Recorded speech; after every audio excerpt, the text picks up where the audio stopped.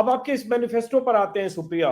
48 पन्ने हैं इस मैनिफेस्टो में, और इसमें मैं पहला पन्ना विषय सूची देख रहा हूं। हिस्सेदारी न्याय, युवा न्याय, नारी न्याय, किसान न्याय, श्रमिक न्याय, संवैधानिक न्याय, ये आर्थिक न्याय, रक्षा न्याय, पर्यावरण न्याय, ये 10 न्याय की परिभाषा है।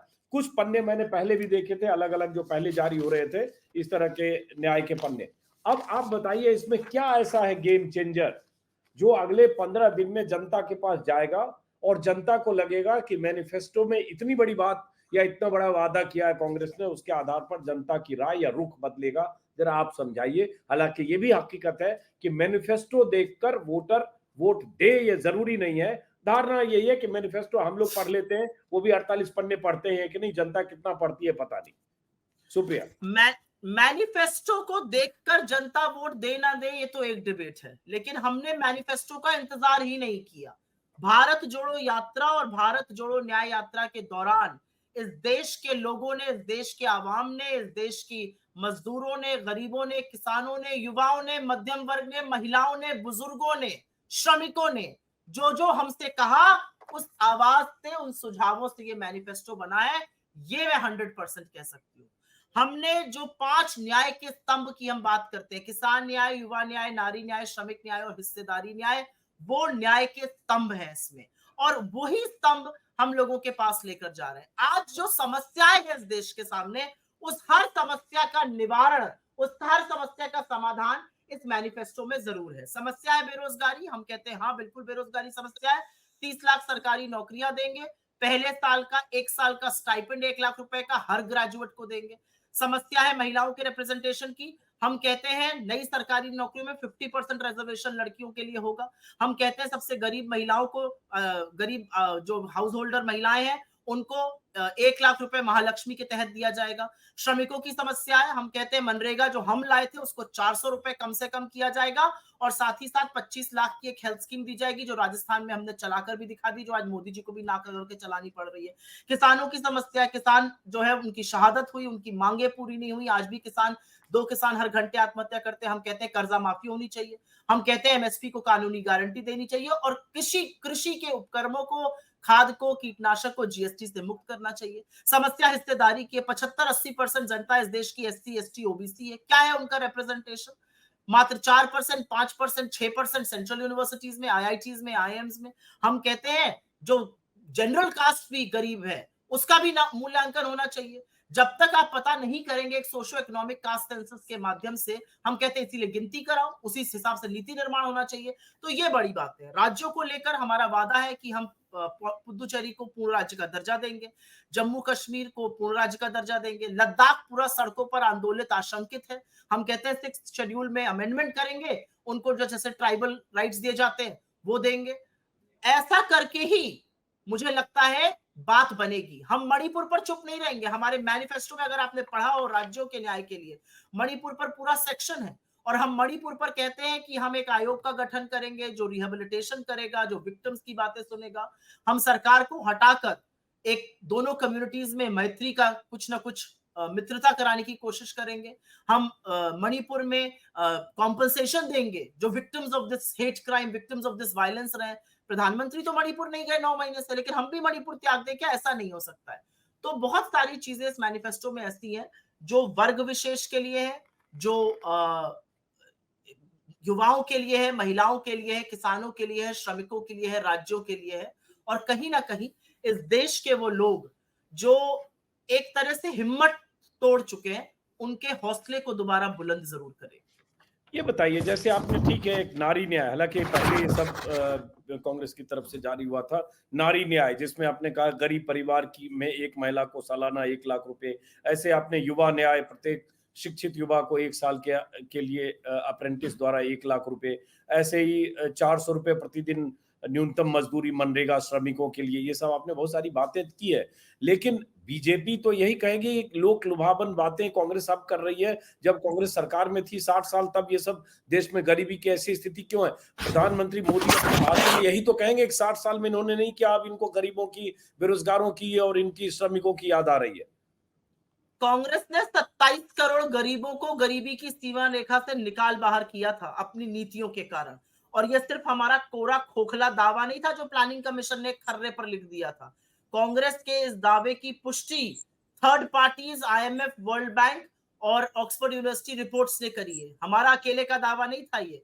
उन लोगों ने बोला कि देश में गरीबी लगातार कम करने का काम कांग्रेस ने किया। 27 करोड़ लोगों को यूपीए की सरकार ने गरीबी की सीमा रेखा से उबारा था। यूपीए की सरकार ने 16 लाख करोड़ अमीरों के कर्जा माफी नहीं करी थी। अमीरों का कॉर्पोरेट टैक्स कट करके 30% से 22% पर नहीं ले आए थे। किसानों की कर्जा माफी करी थी। यूपीए की सरकार ने लोगों को एक इज्जत से रहने का और रोजगार का सम्मान करते हुए रूरल इलाकों में, ग्रामीण इलाकों में मनरेगा दिया था, जिससे लोगों की आय बढ़ी, लोगों के हाथ में पैसा आया, जिससे मजदूरी बढ़ी, श्रम की का सम्मान हुआ। तो कांग्रेस ने बहुत कुछ किया है। कांग्रेस ने तो वो चीजें बनाई हैं जिनको आज मोदी जी बेच रहे हैं। मैं डंके की चोट पर बीजेपी के जिस भी व्यक्ति से बात करती हूँ, एक ही सवाल पूछती हूँ, एक बड़ी उपलब्धि जो आपने बनाई हो, एक बड़ी फैक्ट्री, एक बड़ा इंस्टीट्यूशन, एक बड़ा कुछ, आप बता दीजिए। आपने तो दरभंगा का एम्स बनाया है, जो लोग मैग्नीफाइंग ग्लास लेके खोज रहे हैं, कहीं मिल नहीं रहा है। आपने दुनिया की सबसे बड़ी व्हाट्सएप यूनिवर्सिटी बनाई है, जिसमें व्हाट्सएप अंकल जी लोग पढ़ते हैं और जहर उगलते हैं। इसके अलावा आपकी कोई उपलब्धि नहीं है। हमने जो देश किया है वो विश्व सबको गुरु हो पता रहा है। है, इतनी एक्सप्रेस सड़कें बन रही है, दुनिया भर का क्या देश हो में रहा है देश विकास में? हो रहा है, बीजेपी लगातार क्या हो रहा कहती है? रहती है। विश्व क्या हो गुरु रहा है? देश बन रहा है ना, दुनिया भर में डंका बज रहा है। प्रधानमंत्री मोदी का नाम पूरी दुनिया में लोग जान रहे हैं। बीजेपी वाले लगातार कहते हैं, इसके पहले जानते ही नहीं थे लोग। डंका तो ऐसा बज रहा है कि अमेरिका और जर्मनी हमारी राजनीति पर, हमारे लोकतंत्र पर लगातार टिप्पणी कर रहा है। और डंका तो ऐसा बज रहा है कि जो 56 इंच की तथाकथित छाती वाले हैं, वो उनको बिला बिला के मनुवार कर रहे हैं कि भैया ऐसा ना बोलो हमारे लिए। डंका तो ऐसा बज रहा है कि ऑस्ट्रेलिया ने हमारे 6 राज्यों से स्टूडेंट ही लेने से मना कर दिया। डंका तो ऐसा बज रहा है कि बांग्लादेश जो है वो हमारा ऑल वेदर फ्रेंड, वो चीन को कॉक्स बाजार दे रहा है। डंका तो ऐसा बज रहा है कि श्रीलंका में सबमरीन बेस बना रहा है चीन। डंका तो ऐसा बज रहा है कि पाकिस्तान और चीन एक साथ लामबंद होके खड़े हैं। हमारे मोदी जी चीन का, पाकिस्तान का तो छोड़िए, चीन का ही नाम नहीं ले पाते हैं। ऐसा डंका बज रहा है देश में। अरे विश्व गुरु तो आप बन गए, देश का क्या किया? जिन लोगों को पकौड़ा तलने की सलाह देते हैं, उनकी गैस भी 1100 पहुंचा दी। पकौड़ा तलने का तेल 90 पर था, 220 कर दिया। आटे पर जीएसटी लगा दिया। कैसे बनेगी चटनी, कैसे बनेगा रायता, दही पर भी जीएसटी है। लोग आज इस तरह की बातें करते हैं। लोग कहते हैं आपने बहुत बड़ी बड़ी चीज, आपने G20 कर लिया, G20 जो रोटेशनल था। मुझे क्यों छुपाया? मेरे गरीब के घर के आगे पर्दा लगा के क्यों दिल्ली शहर में छुपाना पड़ा? लोग कह रहे हैं आप बहुत डंका बजा रहे हैं अपना। 20% इस देश की आबादी 46 रुपए रोज पर रह रही है। 46 रुपए में रहना, खाना, कपड़ा, दवाई, पढ़ाई, सब कुछ। 46 रुपए में हमारे और आपके ऑफिस के बाहर कोई खोमचे वाला 2 पानी की बोतलें नहीं देगा। ये है विश्व गुरु की असलियत। तो ये है 46 डंका बजने का नहीं, सच। तो ये स्थिति 2014 के बाद थोड़ी हो गई कि उसके पहले जो है सबको 100 रुपए का की प्रतिदिन की आय थी और वो मोदी जी ने 46 कर दिया। तो पहले से चला आ रहा है। मोदी जी मेहनत मशक्कत कर रहे हैं, टाइम लगेगा 10-20 साल, 2047 तक इंतजार करिए, यही तो कह रहे हो। मोदी जी जो कहते हैं वो सब हंसी हसावन की बातें होती हैं। मोदी जी बहुत कुछ कहते हैं। मोदी जी के साथी भी बहुत कुछ कहते हैं। 2047 तक की बात करते हैं मोदी जी। वर्ल्ड बैंक की भी बात करते हैं। कल उसी वर्ल्ड बैंक ने, जिसको परसों इनके सारे चरण चुंबक, उन्होंने कुछ ग्रोथ का रिवीजन किया था, कोट कर रहे थे, कल उसी वर्ल्ड बैंक ने कहा है बेरोजगारी का यह आलम रहा तो हिंदुस्तान का डेमोग्राफिक डिविडेंड डिजास्टर बन जाएगा। और बेरोजगारी का ये आलम रहा तो हिंदुस्तान 2047 तक तो छोड़ दीजिए, आगे वाले भविष्य में विकसित नहीं होगा। उस पर बिल्कुल सुई टपक सन्नाटा, मुंह में दही जम गई, जिस पर जीएसटी भी लग गया। क्यों भाई, ऐसा क्यों हो रहा है? मोदी जी की दिक्कत क्या है कि मोदी जी तथ्यों से भागते हैं। आप विश्व गुरु हैं, लेकिन आपको 5 किलो राशन देना पड़ रहा है। अगर ना दीजिए तो मेरे देश को आप इस कगार पर ले आए कि लोग भूखमरी से मर जाएं। विश्व गुरु आप बन गए, लेकिन आपको अपनी कैबिनेट में नरसंहार के मुख्य अभियुक्त के पिता को रखना पड़ता है।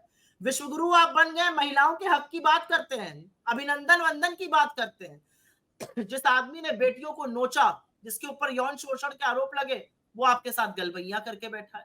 किस तरह की बातें करते हैं मोदी जी? मोदी जी एक काम करने लगे, मोदी जी जनता को बेवकूफ समझने लगे, मूर्ख समझने लगे।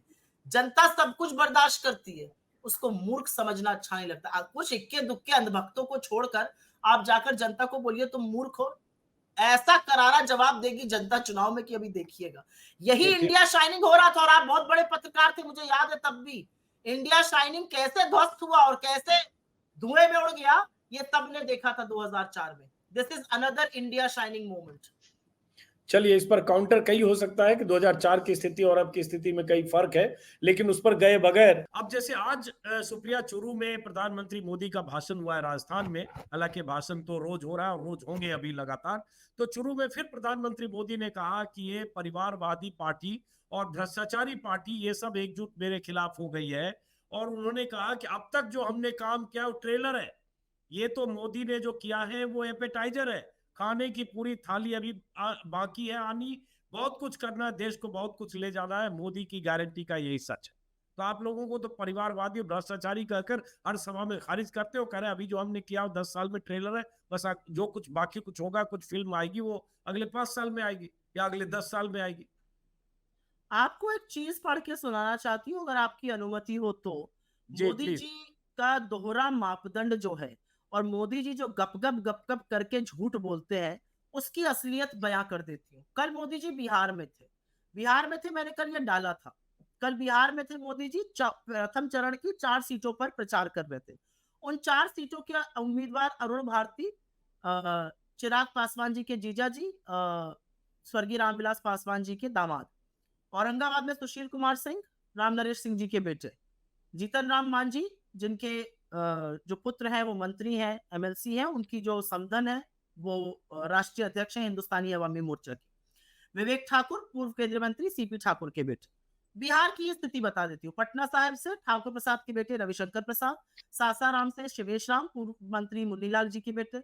चिराग पासवान किसके वंशज है ये आप जानते हैं। समस्तीपुर से शांभवी चौधरी किसकी वंशज है ये आप जानते हैं। लवली आनंद जी, जी हाँ, लवली आनंद जी किसकी पत्नी है ये भी आप जानते हैं। सुनील कुमार सिंह वैद्यनाथ महतो जी के बेटे। पश्चिम चंपारण से संजय जायसवाल जी, मदन लाल जी के बेटे जो पूर्व एमपी रहे बीजेपी के। अशोक यादव जी, हुकुमदेव यादव जी के बेटे।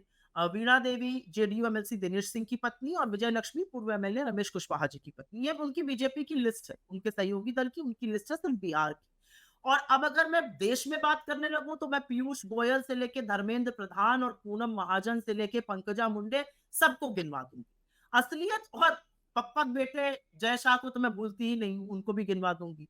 लेकिन मेरा एक सिंपल सी बात है, मेरा अपना मानना है कि जनता जिसको चुन लेती है, लोकतंत्र में चुनाव लड़ते हैं 2 लोग, 4 लोग, 6 लोग, 10 लोग की कंस्टिट्यूएंसी में। अगर जनता ने आपके नाम पर अपनी मोहर लगा दी, आप चुन गए, तो परिवारवाद की कोई बात ही नहीं है ना। जनता ने आपको चुन लिया, जनता ने चुन के आपको संसद में या विधानसभा में भेज दिया। ये क्या, कौन से ये राग अलापते रहते हैं? 10 साल से ना नींबू निचोड़ते जाओ तो थोड़ी देर बाद कड़वा हो जाता है। तो घर पे कहा जाता है भैया नींबू बहुत कड़वा हो गया, उसको फेंक दो, अब ना निचोड़। मोदी जी के नींबू कड़वे हो चुके हैं। भ्रष्टाचार भ्रष्टाचार, अरे भ्रष्टाचार चलाना है तो इसका जवाब दीजिए पहले। ये वॉशिंग मशीन काहे चला रहे हैं? होलसेल के दाम से वॉशिंग मशीन चलाते हैं। इलेक्टोरल बॉन्ड से पैसा गपा गप कर रहे हैं, चंदा दो धंधा लो वसूली रैकेट चला रहे हैं। रेड तब होगी जब पैसा नहीं दिया रहेगा, रेड बंद हो जाएगी जब पैसा चला जाएगा। 25 ऑपोजिशन लीडर्स ने ज्वाइन किया, 23 के खिलाफ कार्रवाई बिल्कुल बंद। प्रफुल्ल पटेल के खिलाफ तो जिनको गाली दे देकर पानी पी पी कर कोसते थे, सीबीआई ने क्लोजर रिपोर्ट लगा दी। अजीत पवार के खिलाफ अधिकांश केसेस में क्लोजर रिपोर्ट लग रही है। 70,000 करोड़ का घोटाला किया था। प्रधानमंत्री मोदी जी, मैं फिर से कहूंगी, जनता को बेवकूफ समझना छोड़ दीजिए। जनता हमसे, आपसे, हम सबको मिलाकर ज्यादा समझदार है। इसीलिए ये प्रजातंत्र है, ये लोकतंत्र है। वो देखते हैं, वो समझते हैं, और फिर वो विवेकानुसार निर्णय लेते हैं। एक आखिरी सवाल है सुप्रिया, देखिए ये सब आरोप प्रत्यारोप अपनी जगह है, लेकिन और ये मैं बार बार विपक्ष के नेताओं से भी पूछता हूं कि ये भी सच है कि अभी 3 दिसंबर को जो नतीजे आए उसमें बीजेपी को बड़ी कामयाबी मिली। ये भी सच है कि बीते 5 सालों में हुए चुनाव में ज्यादा कामयाबी मिली, हालांकि कर्नाटक और हिमाचल जैसे राज्यों में आप भी जीते। लेकिन बीजेपी की मशीनरी ताकत के साथ एक बड़ा वोट बैंक बीजेपी ने बनाया है।